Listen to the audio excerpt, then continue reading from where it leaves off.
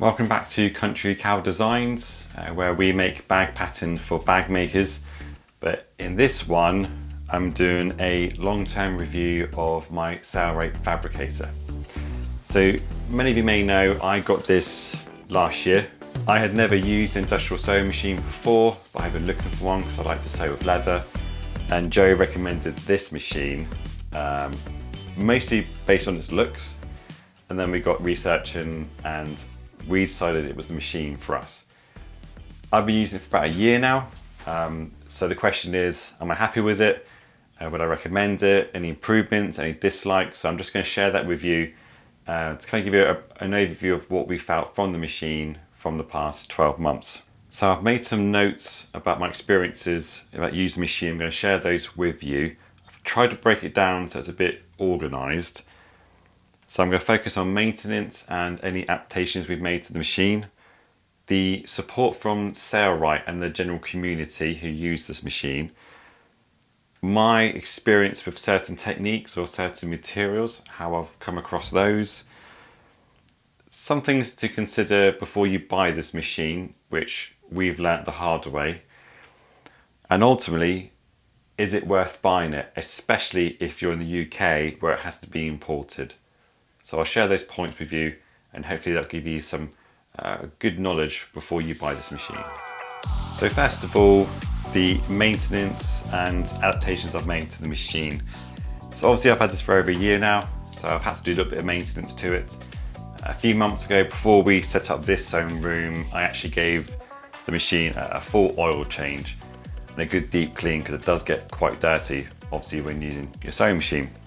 So changing the oil was pretty basic. There's a sump in the machine. You undo a little bolt, a sump bolt, that drains the oil, screw it back up and refill it up to the level. It's really, really simple. I also regularly oil all some of the movement points as directed in the instruction manual. That just keeps it running a little bit smoother.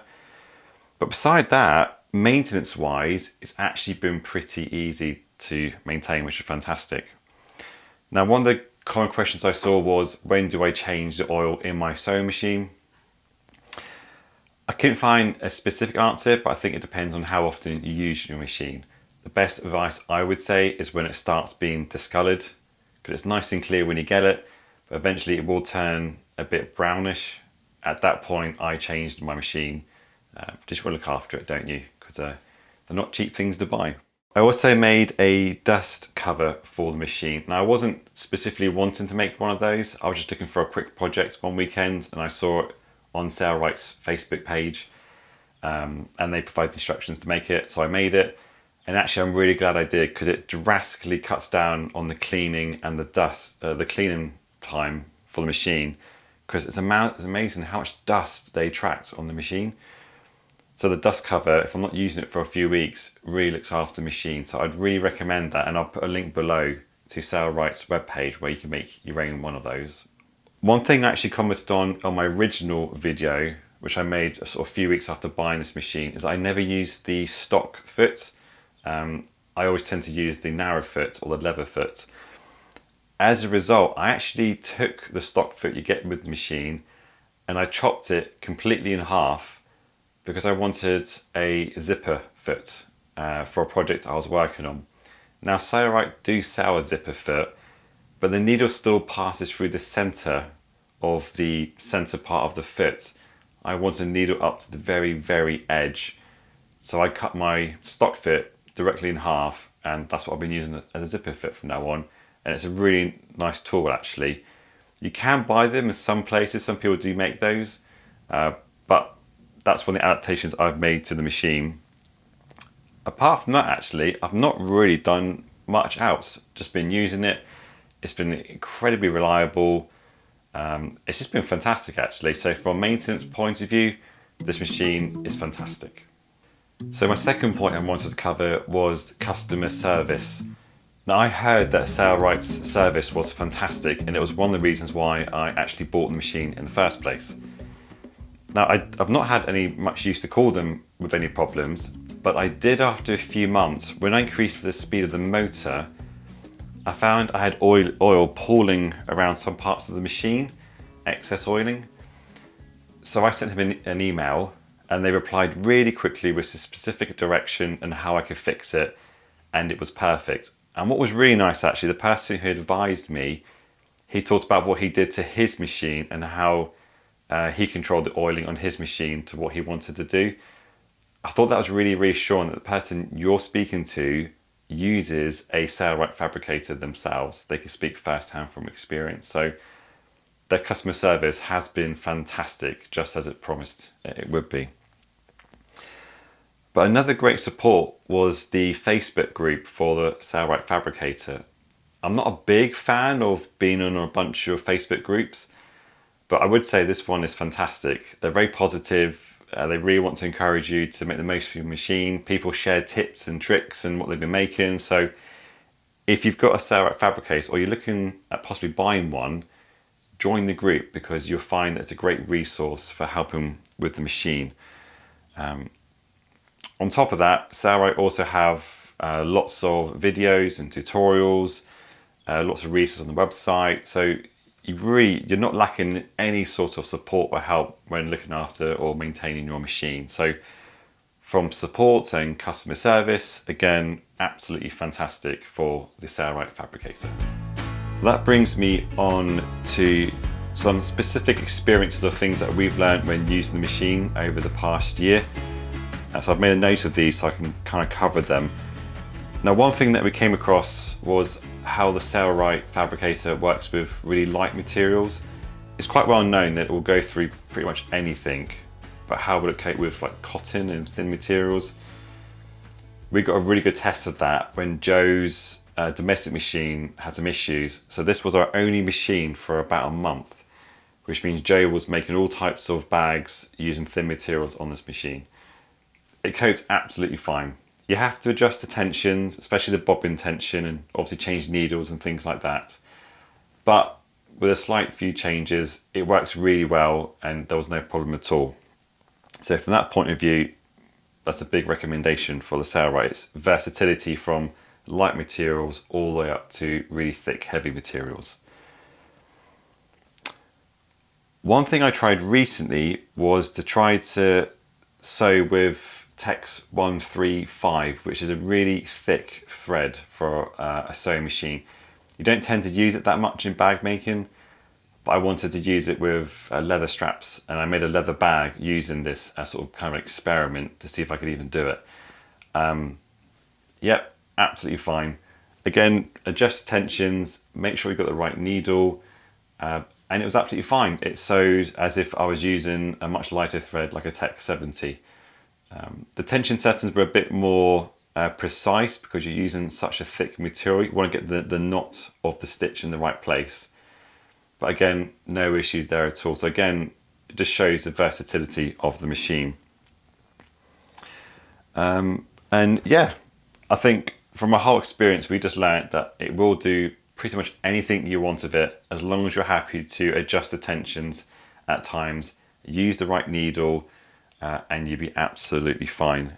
It will do everything. In fact, I found it so capable that I found myself forgetting to change the needle when doing big projects, because it just goes through everything with so much ease. You forget that your needle's actually going blunt.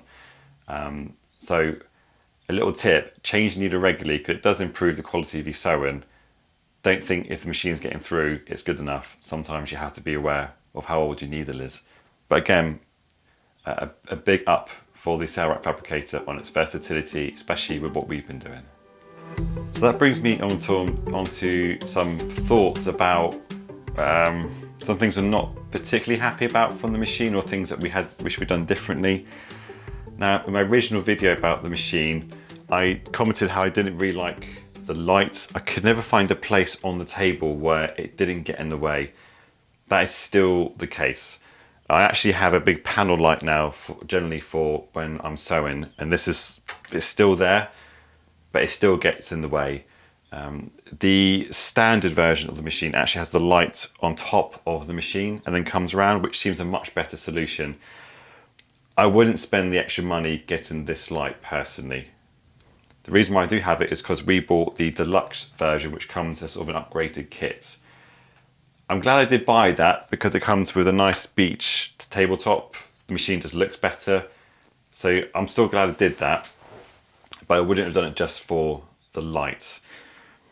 And that is one thing to bear in mind with this machine. Do you need the deluxe version? Because it is a bit more expensive. Mine's in quite a visible area and I wanted it to look nice, to be honest. If you're not fussed about that, then save a few quid and get the standard version, because it's exactly the same machine overall. When we bought the machine, I only bought one bobbin case. That was a real oversight on my part. I really should have bought quite a few more. The reason being is that way you can have bobbins set at different tensions. So if you're moving between lighter and heavy materials, you can just change the bobbin rather than having to change the tension on the single bobbin case that you have. Because of that, when I do change, I'm having to be careful what I'm doing, especially if I'm reverting back to a previous setting of tension. I'm trying to find it again after messing around with the machine. The problem with me being in the UK is that to get another one from Sailrite, I have to put a fairly large order into them to get it across. Now I think I can get one from companies in the UK, which I'm trying to get sorted at the moment. It's got confirmed part numbers. But yeah, if you're buying this, I recommend get at least 2, maybe 3 bobbin cases, and they'll come in handy for sure. But a nice tip though, which we've learnt when we did buy the machine, we bought pretty much every single foot that Sailrite had available. I would recommend doing that again. Of course it costs a bit more money, but having all the foot options is really helpful. In particular, the leather or slash smooth foot that they provide, which comes with a smooth dog feed underneath, which is great for, especially for sewing leather or vinyl that you don't mark it. I really recommend getting that one. The more options you have with your foot, the more comfortable you are that you can have what you need to get the job done for your projects. And if you're buying the whole machine, you can't want to have everything all chucked in, reduce the postage, and get what you need to enjoy the machine. But apart from that, we've actually been really happy with it. We've got everything we needed for the machine. So yeah, I wish I had some more bobbin cases, and I'm not fussed about the light. But apart from that, it's all been great and no regrets whatsoever. So, is it worth it?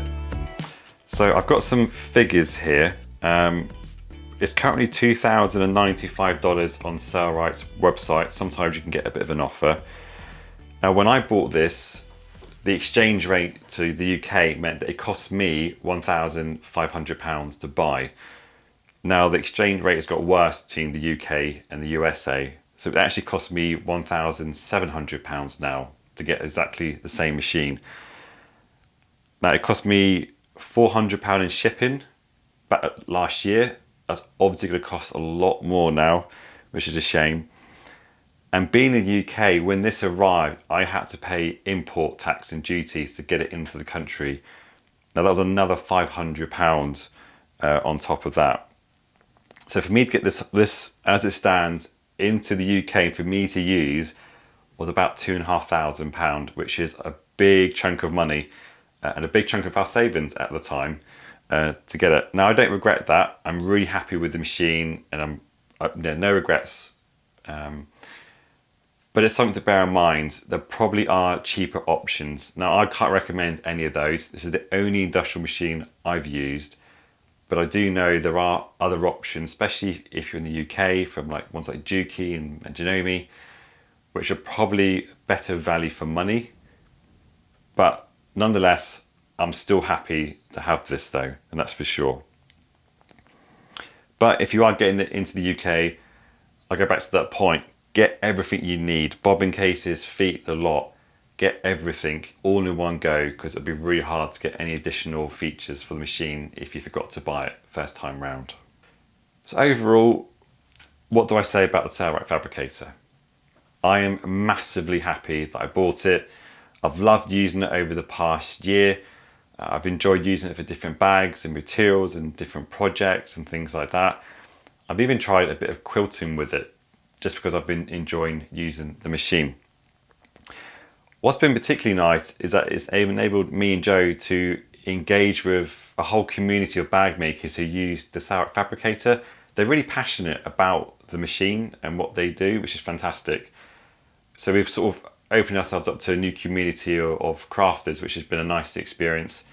And a few months ago, we released the Kedamoth messenger bag. And in that tutorial, I used this machine as sort of a once-off. And a lot of people were really excited to see it being used in a tutorial. So maybe we'll do that again if you're interested. But it just shows the passion behind the people who use this machine. You feel part of that, and which motivates you to use the machine more and more, which is lovely.